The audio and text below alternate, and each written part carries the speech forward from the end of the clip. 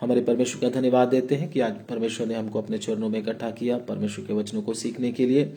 तो आज के वचन मनन के लिए हम प्रभु के वचन में पढ़ने से पहले हम पिछले बार जो हमने सीखा था थोड़ा सा उसको मनन भी करेंगे। पिछली बार हमने थोड़ा पाप के विषय में सीखा था कि किस प्रकार से पाप मनुष्यों के बीच में राज्य किया और हमें पाप को किस तरीके से देखना चाहिए। हम सब ने देखा था कि हमने सीखा था कि पाप राजा है, पाप सांप की तरह है, पाप क्या है, एक बीमारी है, पाप पॉइजन की तरह है, जहर की तरह है। हमने उसमें से काफी बातें सीखी थी। तो परमेश्वर पाप से नफरत करता है, परमेश्वर पाप को देखते ही उसको गुस्सा चढ़ता है, उसको खुंदक चढ़ता है। हमें भी पाप को देखकर ऐसा ही होना चाहिए। अगर हमको पाप को देखकर ऐसा महसूस नहीं होता, अगर हम पाप को हल्के में लेते हैं तो निश्चय हम भी पाप में फंस जाएंगे। हम पाप के ऊपर कभी जयवंत नहीं हो पाएंगे। तो परमेश्वर के वचन में हमने बहुत से वचनों को देखा था। एक बार छोटा सा और देखेंगे, उसके बाद हम अपने विषय की ओर जाएंगे। तो पाप का क्या परिणाम हुआ। पाप के परिणाम के विषय में अगर देखें तो पाप करने के बाद मनुष्यों के बीच में क्या परिवर्तन आए और पाप का क्या परिणाम हुआ, वो एक दो बातें देखकर हम अपने विषय की ओर जाएंगे। हम पढ़ेंगे प्रभु के वचन में से उत्पत्ति की किताब। अभी हमारा विषय ये नहीं रहेगा, लेकिन इसको फिर भी थोड़ा सा रिपीट करके हम थोड़ा सा उसको टच करके निकलेंगे। उत्पत्ति की किताब उसका 3 अध्याय और उसको हम पढ़ेंगे प्रभु के वचन में से 3 अध्याय और उसका 8 वचन से पढ़ना शुरू करेंगे। तब यहोवा परमेश्वर जो दिन के ठंडे समय वाटिका में फिरता था का शब्द उनको सुनाई दिया जी। तब आदम और उसकी पत्नी वाटिका के वृक्षों के बीच यहोवा परमेश्वर से छिप गए जी। तब यहोवा परमेश्वर ने पुकार कर आदम से पूछा, तू कहाँ है?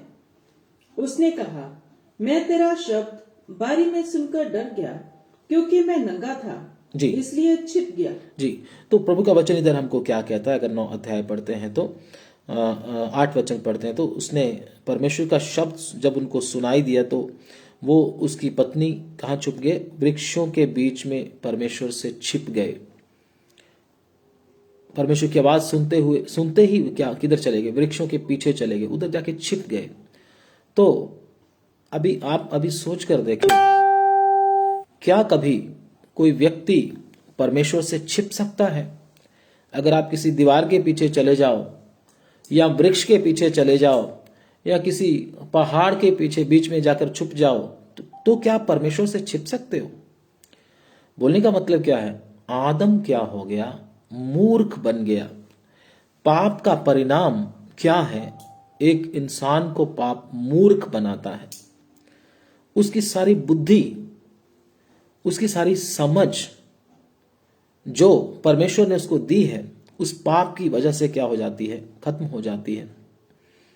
उद्धार पाने के लिए, परमेश्वर को पहचानने के लिए, परमेश्वर के स्वभाव को पहचानने के लिए उसके अंदर कोई बुद्धि समझ नहीं रहती। पाप एक इंसान को एकदम मूर्ख बना देता है। तो आदम और हवा भी जो पहले परमेश्वर को अच्छी तरह से जानते थे, परमेश्वर क्या क्या कर सकता है, कितनी शक्ति परमेश्वर के अंदर है, पाप करने की वजह से उनका माइंड इस प्रकार से अंधा हो गया, उनकी बुद्धि इस प्रकार से अंधी होगी कि उनको यह भी नहीं पता कि झाड़ी के पीछे छुपकर, पेड़ के पीछे छुपकर हम परमेश्वर से क्या बच सकते हैं। तो लेकिन उनको लगा कि हम परमेश्वर से छिप सकते हैं। तो ये एक मूर्खता की बात है। वो मूर्खता करने लगे, प्रभु का वचन कहता है। और दूसरा वचन मतलब पढ़ने से पहले मैं आपको बताना चाहता हूं कि पाप हमको क्या करता है? मूर्ख बनाता है। हमारी बुद्धि को क्या कर लेता है? हमसे छीन लेता है। दुनियावी बुद्धि नहीं, आत्मिक बुद्धि के विषय की बात करता हूं। तो हमको मूर्ख बनाता है। आज भी दुनिया में कितने पढ़े लिखे लोग हैं, कितने ज्ञानवान लोग हैं, कितने बड़े बड़े वैज्ञानिक हैं, कितने बड़े बड़े स्कॉलर्स हैं, उनको परमेश्वर को जानने के लिए उनके पास बुद्धि नहीं है। वो किसी भी चीज को परमेश्वर करके मान लेते हैं। वो बोलते हैं पत्थर को परमेश्वर मान लो, वो भी परमेश्वर है। जो भी है इस दुनिया में सब परमेश्वर है। तो कई तो वैज्ञानिक क्या समझते, कई तो एथियस्ट क्या समझते हैं। वो तो कहते हैं कि एथियस्ट क्या कहते हैं कि परमेश्वर है ही नहीं, क्योंकि वो नास्तिक हैं। तो इंसान की बुद्धि को पकड़ता है पाप और इंसान को क्या बना देता है? मूर्ख बना देता है। आगे हम पढ़ेंगे प्रभु के वचन में से। इसको 9 वचन पढ़ा था, अभी 10 वचन पढ़ेंगे। उसने कहा, जी। मैं तेरा शब्द बारी में सुनकर डर गया, क्योंकि मैं नंगा था, जी। इसलिए छिप गया। जी। उसने कहा, जी। किसने तुझे बताया कि तू नंगा है? जी। जिस वृक्ष का फल खाने को मैंने तुझे मना किया था, क्या तूने उसका फल खाया है? हाँ, बस। तो इधर क्या है?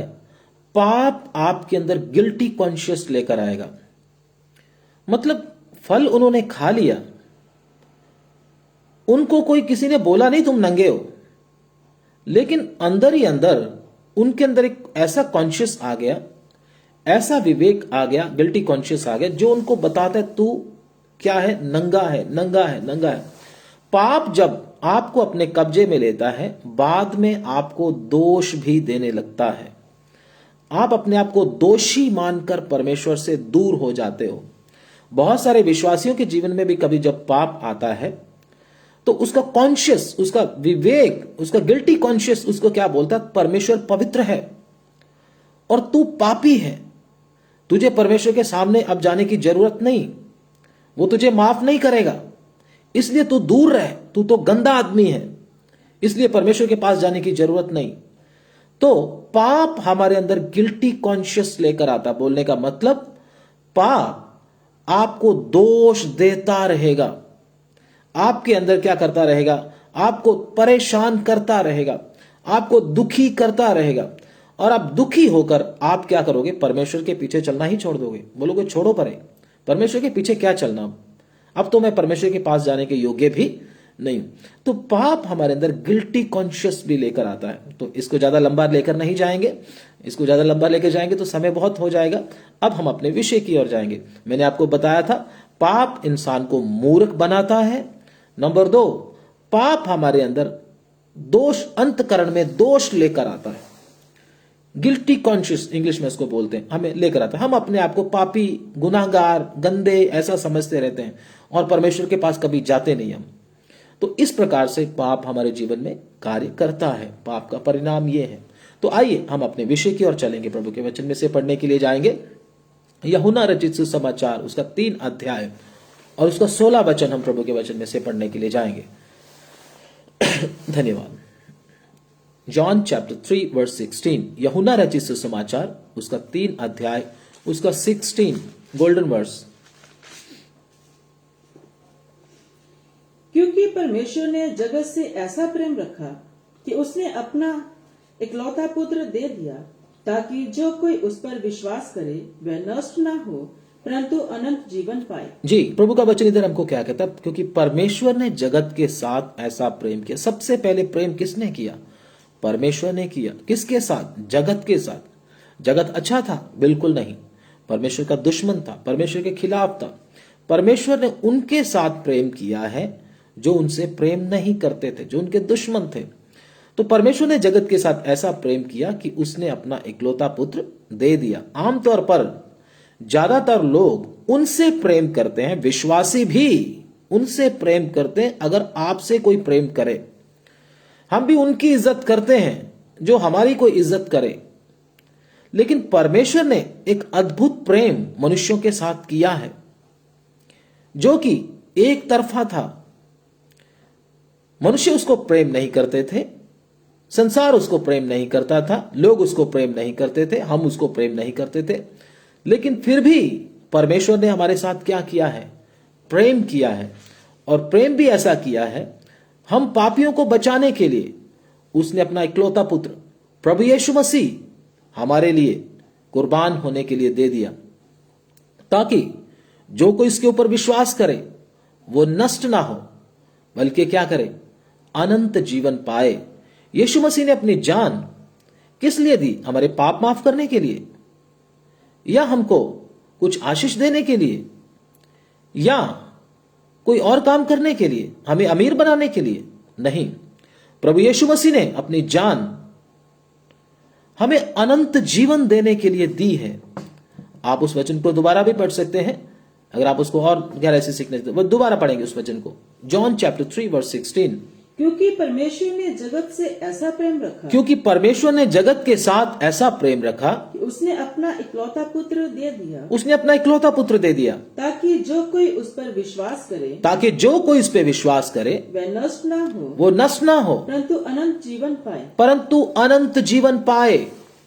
परमेश्वर ने अपने पुत्र को लोगों को अनंत जीवन देने के लिए क्या किया है? दिया है, ताकि लोगों को चंगाई की बात नहीं, ताकि लोगों को कोई और चीज नहीं, बल्कि क्या? अनंत जीवन मिले। अनंत जीवन, अनंत जीवन असल में है क्या? हम प्रभु के वचन में देखेंगे और देखेंगे क्या मैंने और आपने अनंत जीवन पाया है। अगर मैंने और आपने अनंत जीवन अभी तक नहीं पाया तो फिर यीशु मसीह के इस धरती पर आने का हमें कोई फायदा नहीं, फिर हमारा संबंध कोई प्रभु यीशु मसीह के साथ है ही नहीं। असल में अनंत जीवन एक विश्वासी के जीवन में होना बहुत जरूरी है।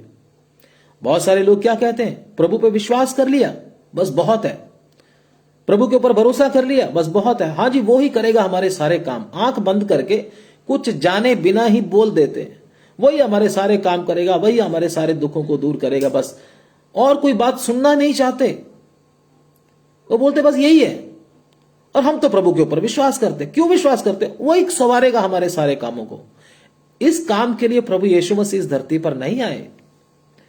परमेश्वर के वचन में जो गोल्डन वर्स है यूहन्ना 3:16, इसमें साफ साफ लिखा है कि यीशु मसीह हमको अनंत जीवन देने के लिए आए हैं, ताकि हमको अनंत जीवन मिले। तो अनंत जीवन है क्या? क्या हमको मिला है? पढ़ेंगे प्रभु के वचन में से यूहन्ना 17 अध्याय उसका 3 वचन। जॉन चैप्टर 17 वर्स 3 पढ़िए। और अनंत जीवन ये है, अनंत जीवन ये है कि वह तुझ एकमात्र सच्चे परमेश्वर की ओर यीशु मसीह को जिसे तूने भेजा है जाने। अनंत जीवन क्या है? कि वो लोग क्या करें? सच्चे परमेश्वर को और यीशु मसीह को क्या करें? जाने। प्रभु यीशु मसीह को जानना है अनंत जीवन। खाली विश्वास करना अनंत जीवन नहीं है। प्रभु का वचन क्या कहता है वो भी वचन पढ़ लेते हैं। हम पहले भी उसको पढ़ चुके हैं, लेकिन आज भी पढ़ेंगे उसको। याकूब की पत्री हम प्रभु के वचन में से निकालेंगे। धन्यवाद।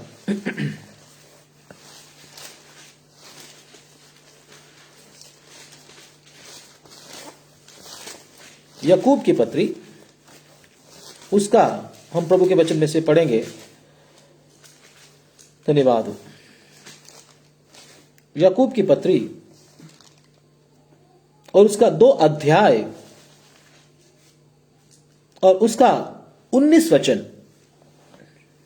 तुझे विश्वास है कि एक ही परमेश्वर है, तू अच्छा करता है। दुष्ट आत्मा भी विश्वास रखते जी और थरथराते हैं जी।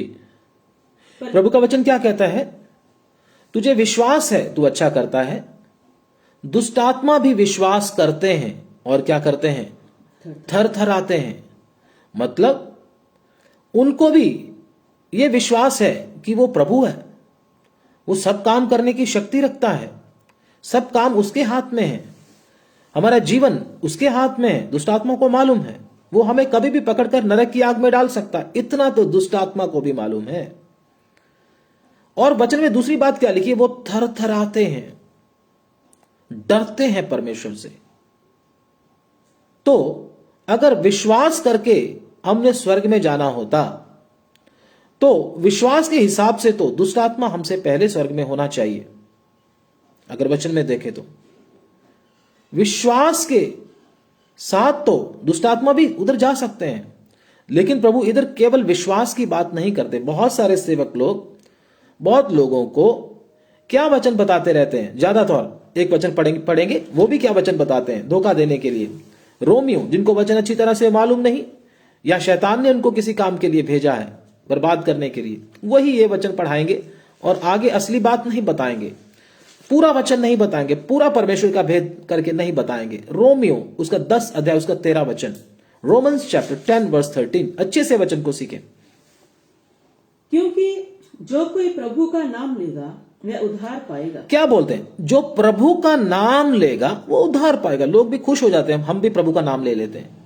जैसे कि राधा स्वामी जी का नाम ले लेता है या किसी और बाबा जी का नाम ले लेता है, ऐसे ही हम भी यीशु का नाम ले लेते हैं। चलो जी, हम भी उद्धार पा लेंगे, क्योंकि पास्टर जी ने प्रचार किया था। नाम क्या देंगे? कान में कुछ बता देंगे कि ये बात है, किसी को बताना नहीं। तो उसको लोग क्या समझते हैं कि हमने यीशु का नाम ले लिया, जैसे उधर देते हैं बाबा जी के पास जाकर।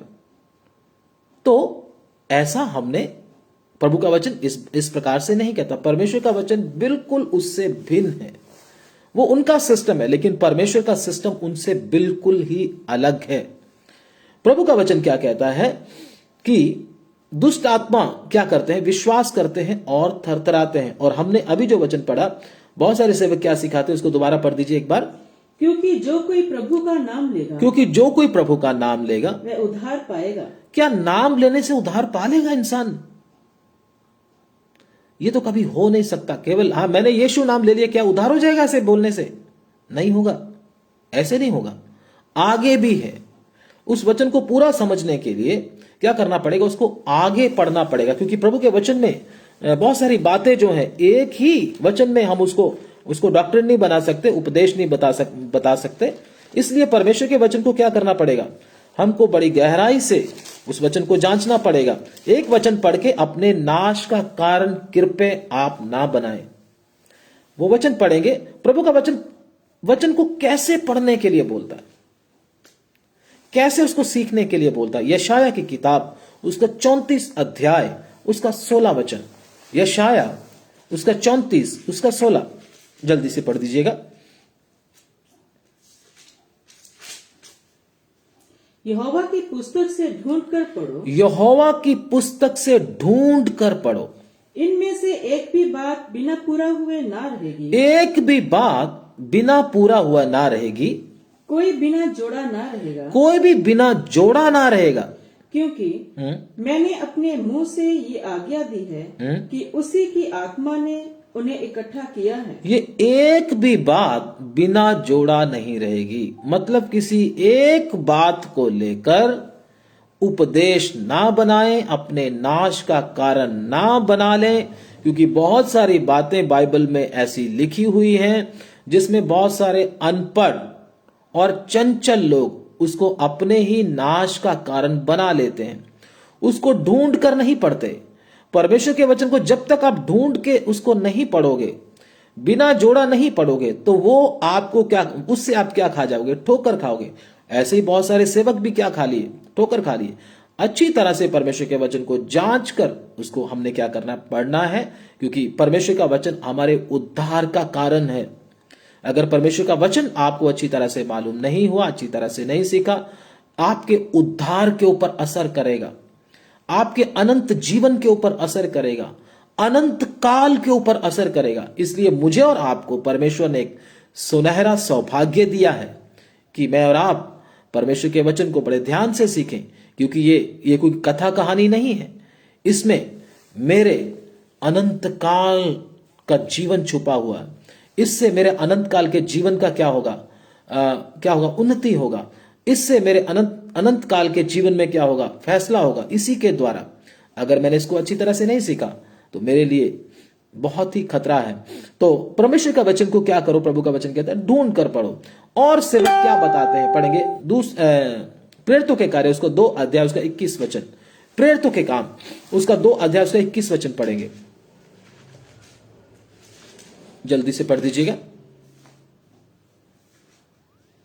और जो कोई प्रभु का नाम लेगा वह उद्धार पाएगा। जो कि प्रभु का नाम लेगा क्या पाएगा? उद्धार पाएगा। तो ऐसे करके सिखाते, लेकिन वचन को ढूंढ कर पढ़ा नहीं है। ढूंढ कर ना पढ़ने के कारण इसी बात को लेकर क्या करते रहते हैं? बहुत सारे लोग चलते रहते हैं। बाद में क्या नहीं होता? उनका उद्धार का काम पूरा नहीं होता, बीच में ही लटक जाते हैं। मैं आपको बताता हूं। तो इसलिए असली अनंत जीवन क्या है? परमेश्वर को जाना। यूहन्ना 17 का 3 पढ़ दीजिए। यूहन्ना 17 का 3 जल्दी से। धन्यवाद। और अनंत जीवन ये है कि वे तुझ एकमात्र सच्चे परमेश्वर को और यीशु मसीह को जिसे तूने भेजा है जाने। हाँ, परमेश्वर को जाने, यीशु मसीह को जाने, वो है अनंत जीवन। मैंने और आपने क्या करना है? परमेश्वर प्रभु यीशु मसीह को क्या करना है? जानना है, पर्सनली जानना है। खाली मैंने विश्वास किया है करके अगर हम बोलते हैं तो ये असल में क्या है? विश्वास नहीं, ये अंधविश्वास है। बहुत सारे लोग प्रभु के ऊपर अंधविश्वास करके बैठे हैं। अंधविश्वास आपको उधर लेकर नहीं जाएगा। आपको लेकर जाएगा तो आप परमेश्वर को पर्सनली जानने वाले होने चाहिए। तभी प्रभु मत्ती 7 अध्याय उसका 21 से लेकर 23 तक जब हम वचन को पढ़ते हैं, प्रभु यीशु मसीह खुद कहते हैं, हे प्रभु कहने वाले स्वर्ग के राज्य में प्रवेश नहीं करेंगे, केवल वही जिन्होंने मेरे स्वर्गीय पिता की इच्छा को पूरा किया है। उस दिन बहुत सारे लोग कहेंगे, हे प्रभु, मैंने तेरे नाम से भविष्यवाणी नहीं की, मैंने तेरे नाम से बहुत से अद्भुत काम नहीं किए। प्रभु बोलेगा, मैं उनको खुलकर कह दूंगा, हे कुकर्म करने वालों, मैंने तुमको कभी नहीं जाना। मेरे पास से क्या हो जाओ? दूर हट जाओ, चले जाओ। तो इधर क्या है? इन्होंने भी परमेश्वर को जाना नहीं, ना ही परमेश्वर इनको जान रहा है और ना ही इन्होंने परमेश्वर को जाना है। तो इसलिए आपस में कोई जान पहचान नहीं है। इसीलिए इनको किधर फेंका जा रहा है? नरक की आग में फेंका जा रहा है। तो विश्वास तो ये भी करते होंगे भी, प्रभु मैं प्रार्थना कर रहा हूं, ये भूत निकलेगी। तो प्रार्थना की, भूत निकल गई। इन्होंने बोला बहुत बड़ा काम हो गया। प्रार्थना की, कोई काम हो गया, बहुत बड़ा काम हो गया। ऐसे ही नहीं, मैंने और आपने जितने भी हम प्रभु के चरणों में बैठे हैं, पर्सनली प्रभु यीशु मसीह को क्या करना है? जानना है। जब तक मैं और आप प्रभु यीशु मसीह को पर्सनली नहीं जानते, तब तक हमारा उद्धार का काम पूरा नहीं होगा, बीच में ही रुक जाएगा और हमको एक दिन बहुत पछताना पड़ेगा। तो मैंने और आपने इन दिनों में खाली विश्वास करके खुश नहीं हो जाना, मैंने विश्वास करता हूं बस तो मैं स्वर्ग में चला जाऊंगा, ऐसे नहीं। प्रभु को जानना हमारे लिए बहुत जरूरी है। ये वचन हम प्रभु के वचन में पढ़ेंगे। जो प्रभु के दास लोग भी प्रभु को जानते थे, इसलिए बड़ी दलेरी के साथ बोलते थे कि मैं स्वर्ग जाऊंगा, मैं प्रभु के पास जाऊंगा, उसके साथ रहूंगा, परमेश्वर मुझे इनाम देगा। ये बातें जानने के बाद ही हम बोल पाते हैं, नहीं तो हमको क्या होगा? हमको एक शक रहेगा, मैं जाऊंगा या नहीं जाऊंगा। जानने के बाद हमको मालूम हो जाएगा कि मैं प्रभु के साथ रहूंगा या नहीं रहूंगा। दूसरा तिमोथेयुस उसका 1 अध्याय उसका 12 वचन, 2 तिमोथी चैप्टर 1 वर्स 12। धन्यवाद।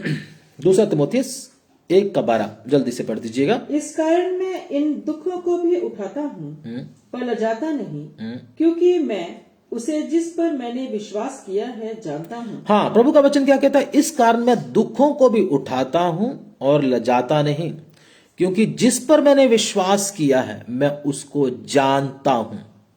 अब इधर बात आती है दुखों को उठाने की। अगर आपने केवल प्रभु यीशु मसीह के ऊपर विश्वास ही किया है, खाली आप बोलो मैं विश्वास विश्वास विश्वास, कई लोग तो विश्वास का घोड़ा ही दौड़ाते रहते, बस विश्वास विश्वास और तो कुछ बात आती नहीं। तो इधर क्या होता है? प्रभु का दास कहता है मैं दुखों को उठाता हूं और लजाता नहीं। अगर आपने खाली विश्वास ही करके बोल रहे मैंने विश्वास किया है, लेकिन जब आपके ऊपर दुख आएगा आप प्रभु को छोड़कर चले जाओगे, मैं आपको बोलता हूं आप खड़े नहीं रह पाओगे। केवल अगर आप बोलोगे मैं विश्वास के साथ ही सीमित रहूंगा, हाँ मुझे अंधविश्वास है प्रभु के ऊपर, तो मेरा प्रभु मेरी रखवाली करेगा, मुझे बचाएगा।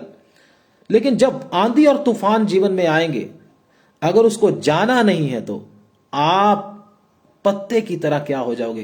ताश के पत्ते की तरह बिखर जाओगे। आप उधर से उड़ जाओगे, एकदम जैसे आंधी में पत्ते उड़ जाते हैं, ऐसे आप भी उड़ जाओगे। इसलिए मुझे और आपको खाली विश्वास के साथ नहीं, बल्कि क्या, प्रभु यीशु मसीह को पर्सनली जानना बहुत जरूरी है इन दिनों में।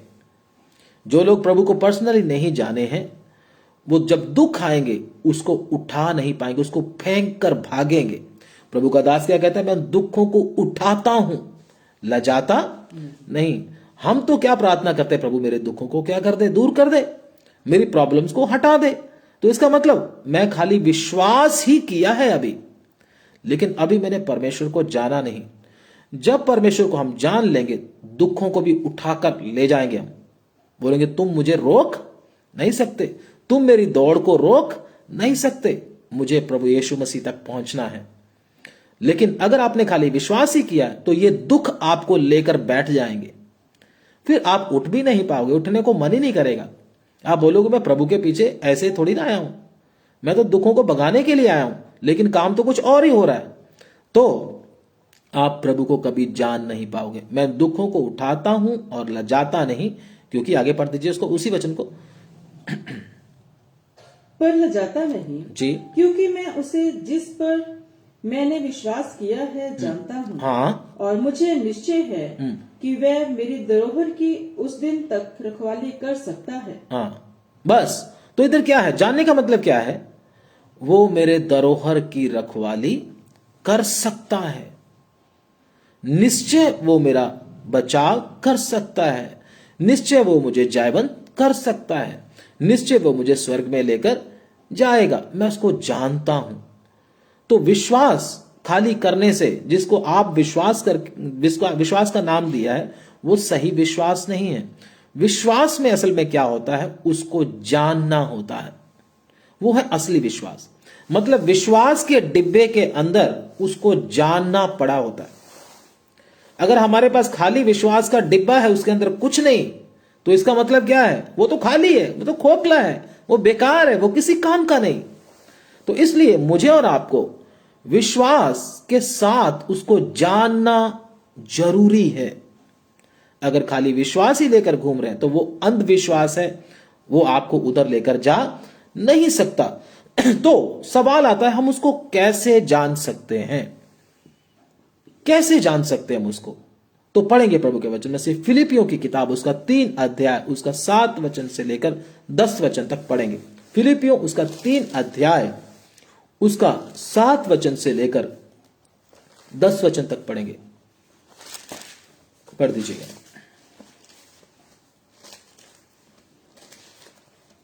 परंतु जो जो बातें मेरे लाभ की थी जी, उन्हीं को मैंने मसीह के कारण हानि समझ लिया। जो जो बातें मेरे लिए लाभ की थी उनको मैंने मसीह के कारण क्या कर लिया? हानि समझ लिया। अब जानने का मौका। कैसे जानते हैं? मेरे जो फायदे की बातें थी, जिसमें मुझे नफा होने वाला था, उन बातों को मैंने क्या, उसमें क्या था? पाप था, उसमें धोखा था। मैंने मसीह के कारण उसको छोड़ दिया। अब मैं वो नहीं करना चाहता। अब वो चीजें मुझे नहीं चाहिए। मुझे फायदा हो रहा था, लेकिन मुझे जब उसमें पाप दिखाई दिया, उसमें धोखा दिखाई दिया, उसमें झगड़ा दिखाई दिया, मैं खुद ही उस बात से दूर हट गया, पीछे हट गया उस बात से। क्यों? क्योंकि मैंने मसीह को जानना है। अगर आप ऐसे झगड़ों में, ऐसी लड़ाइयों में, ऐसी बातों में अगर आप मनुष्यों का सहारा लेना शुरू करते हैं, मनुष्य की बुद्धि का उपयोग करना शुरू करते हैं, नहीं हमको सामना करना चाहिए, नहीं हमको हक के लिए लड़ना चाहिए। बहुत सारे विश्वासी भी बोलते हैं हक के लिए लड़ना चाहिए। अगर आप हक के लिए नहीं लड़ते तो आप कमजोर हो। लेकिन हमारे प्रभु ने हमको कभी भी ऐसा नहीं सिखाया। हमारा प्रभु बोलता है, अगर तुम्हारी कोई दोहर छीन ले तो क्या कर? उसको उससे झगड़ा नहीं करना, फिर उसको जाने दो, कोई बात नहीं, ठीक है ना। तो कुछ छीनने के लिए, हमारा कुछ किसी ने ले लिया तो कुछ छीनने के लिए प्रभु ने हमको बोला नहीं है कि हक के लिए हम उसको छीने। लेकिन दुनिया की फिलॉसफी क्या है? उससे लड़ो और उसके ऊपर केस करो और उससे क्या करो? छीनो वो चीज। नहीं मेरे भाई, उससे आप मसीह को जानने का मौका खो देते हो। फिर आप खाली विश्वास का डब्बा लेकर घूमते रहते हो जो किसी काम का नहीं फिर आपके लिए। फिर प्रभु बोलेगा, आप बोलोगे मैंने विश्वास किया आपके, प्रभु बोलेगा खाली डिब्बा मुझे नहीं चाहिए, मैं तुझको कभी नहीं जानता, इधर से दूर हट जा। तो प्रभु का दास क्या कहता है, उसको पढ़ दीजिए। वरन मैं अपने प्रभु मसीह यीशु की पहचान की उत्तमता के कारण सब बातों को हानि समझता हूँ। सब बातों को हानि समझता हूं। हाँ, जिसके कारण मैंने सब मनुष्यों की हानि उठाई। जिस कारण मैंने क्या किया है? सब वस्तुओं की हानि उठाई। सब वस्तुओं की हानि उठाई है। हाँ, और उन्हें कूड़ा समझता हूँ। मसीह को जानना हानि उठाना है। ध्यान से सुन लीजिए, मसीह को जानना है तो आपको इस संसार में हानि उठाना पड़ेगा। आप अगर फायदे के पीछे भागते हो, जिधर फायदा मिला मैं तो चला उधर ही, आप मसीह को कभी भी नहीं जान पाओगे। खाली विश्वास का डिब्बा लेकर, एक लोटा लेकर घूमते रहोगे, परमेश्वर के पास कभी नहीं जा पाओगे, आप खड़े नहीं रह पाओगे उधर। तो मैंने और आपने मसीह के कारण क्या करना है? हानि उठाना है। मसीह के कारण अगर हमको हानि मिलता है तो लड़ना नहीं किसी के साथ, झगड़ना नहीं किसी के साथ, सच्चे न्यायी के हाथों में अपने आप को मैंने सौंपना है, तभी आप मसीह को जान पाओगे। आगे पढ़ दीजिएगा। जिससे मैं मसीह को प्राप्त करूं। जिससे मैं मसीह को प्राप्त करूं। हानि उठाने से, मसीह के कारण हानि उठाने से आपको कौन मिलता है? वचन के कारण हानि उठाने से आपको कौन मिलता है? सुसमाचार के कारण हानि उठाने से आपको कौन मिलता है? प्रभु यीशु मसीह के पीछे चलने के कारण अगर आपको हानि मिलता है तो आपको कौन मिलता है? मसीह मिलता है। आपको उसको जानने का मौका मिलता है। लेकिन हम में से बहुत सारे लोग फायदा उठाना चाहते हैं, हानि उठाना चाहते नहीं। अगर थोड़ी सी भी हानि हो गई, रोना शुरू कर देंगे, प्रभु ये हो गया, प्रभु वो हो गया। मेरे भाई, क्या आप प्रभु को जानना नहीं चाहते क्या? या खाली विश्वास लेकर ही चलना चाहते हो? खोखला विश्वास लेकर चलना चाहते हो? विश्वास के साथ साथ प्रभु को जानना भी अति अनिवार्य है इस समय में। नहीं तो प्रभु बोलेगा, मैं तुझको कभी नहीं जाना, हे कुकर्म करने वाले, मुझसे क्या हो जा, दूर हट जा, क्योंकि तूने मुझे जानने की कभी कोशिश नहीं की, तूने मेरे लिए हानि उठाने के लिए कभी तैयार नहीं हुआ, तू मेरे पीछे फायदे के लिए आया था, तुझे फायदा ही चाहिए था मेरे पीछे आकर, तू मेरे योग्य नहीं है। इसलिए बहुतों को ऐसी डांट पड़ेगी प्रभु से और उनको नरक की आग का हुक्म सुनाया जाएगा। ये वचन जो मैं आपको बता रहा हूं प्रभु के चरणों में, प्रभु की कृपा से, ये खरा है, ये सत्य है। इसमें कोई भी बटरिंग नहीं है, इसमें कोई भी मैंने कुछ तेल मालिश करने वाला वचन नहीं है। ये जैसे का जैसा है वैसे का वैसा आपके सामने पेश किया जा रहा है। आगे पढ़ दीजिए। और उसमें पाया जाऊं, हाँ ना कि अपनी उस धार्मिकता के साथ जी, जो व्यवस्था से है जी, वरन उस धार्मिकता के साथ मसीह में पाया जाऊं। प्रभु का दास पौलुस क्या कहता है? मैं मसीह में पाया जाऊं। मसीह में कैसे पाए जाते हैं?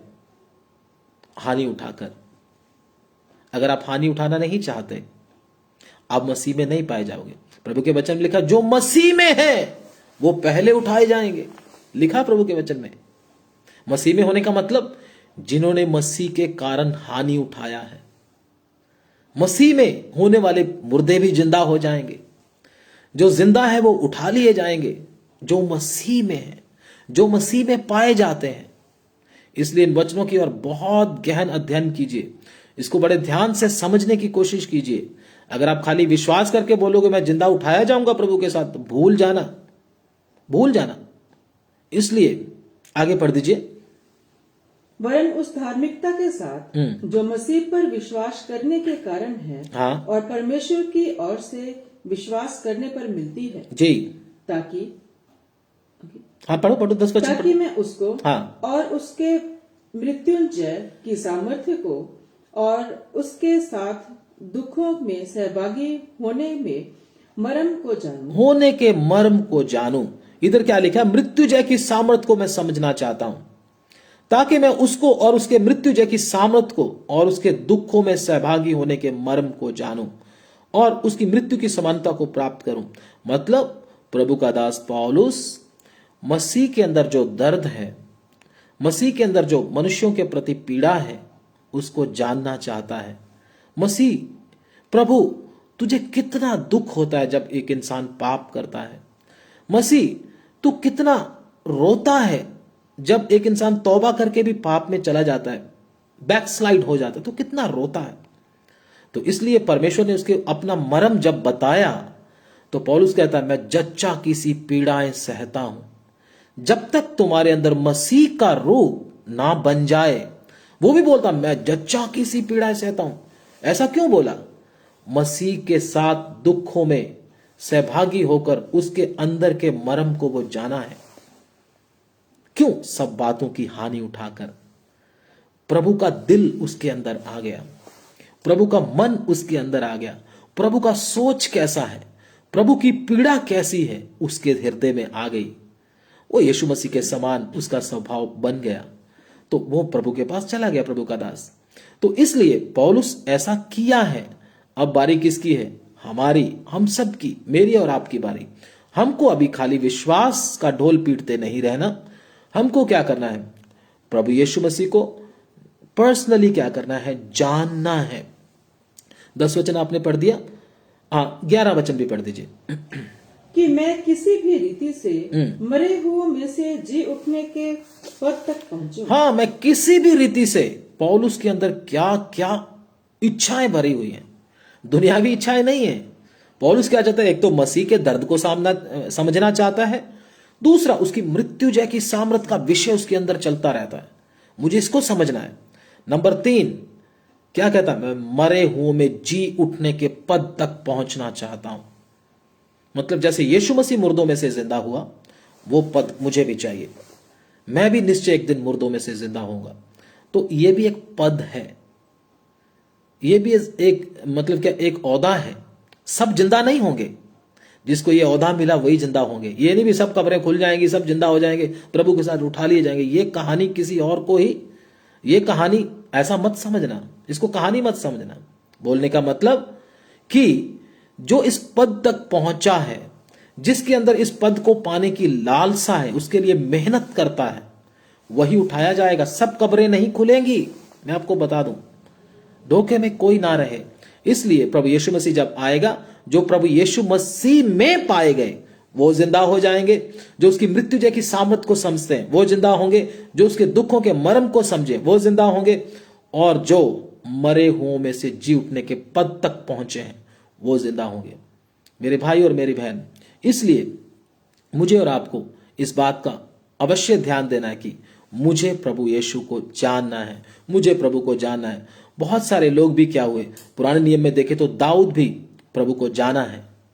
शद्रक, मेशक और अबेदनगो जब उसके सामने, राजा के सामने मूर्ति के प्रणाम करने का समय आया, उन्होंने, राजा ने बोला मेरी मूर्ति के सामने प्रणाम करो, नहीं तो तुमको जलते हुए भट्ठे में डाल दिया जाएगा।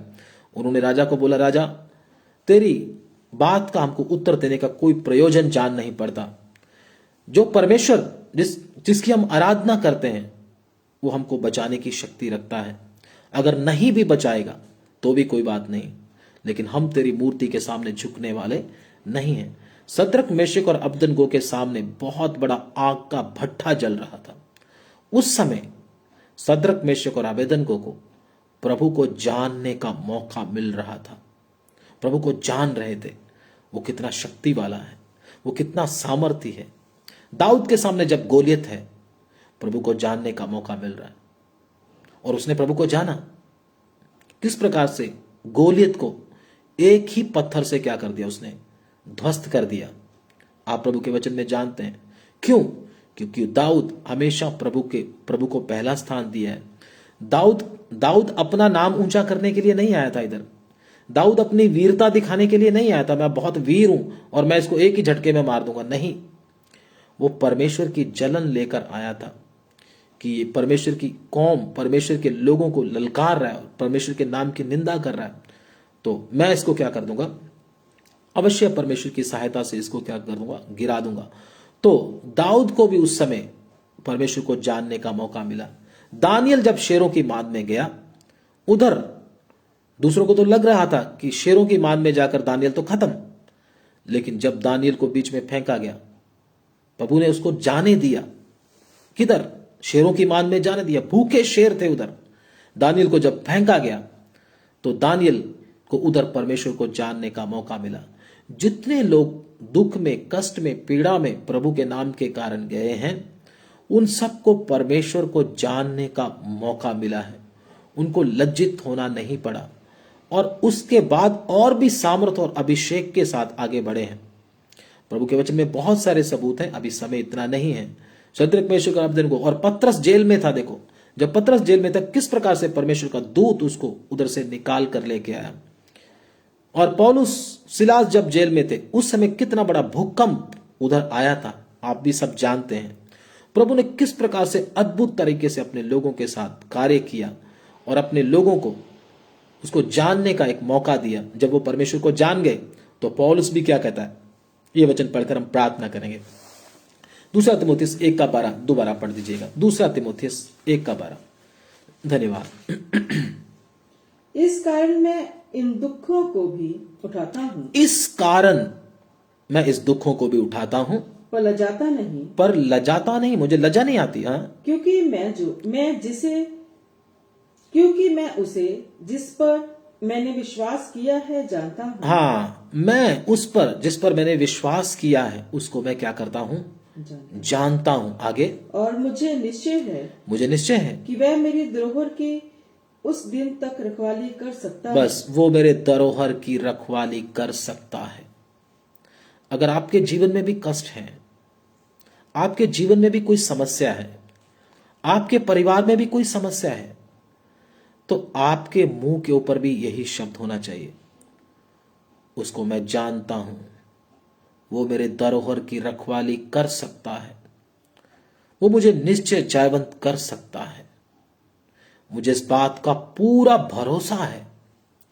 अगर ये विश्वास आपको नहीं तो निराश ना हो, परमेश्वर के चरणों में बैठे, प्रभु को बोले, प्रभु दुख आते समय, मुश्किल आते समय, सतावट आते समय, विरोध आते समय मैं घबरा जाता हूं, मैं डर जाता हूं, मेरा दिमाग घूम जाता है, प्रभु मुझ पर दया कर, मैं तुझे और जानना चाहता हूं। प्रभु जी, मैं तेरे और करीब आना चाहता हूं, ताकि मैं भी बोल सकूं, जिस पर मैंने भरोसा किया है मैं उसको जानता हूं। प्रार्थना करें। हालेलुया। धन्यवाद हो, स्तुति हो, धन्यवाद हो, स्तुति हो, स्तुति हो। प्रभु के दास के साथ प्रार्थना करेंगे।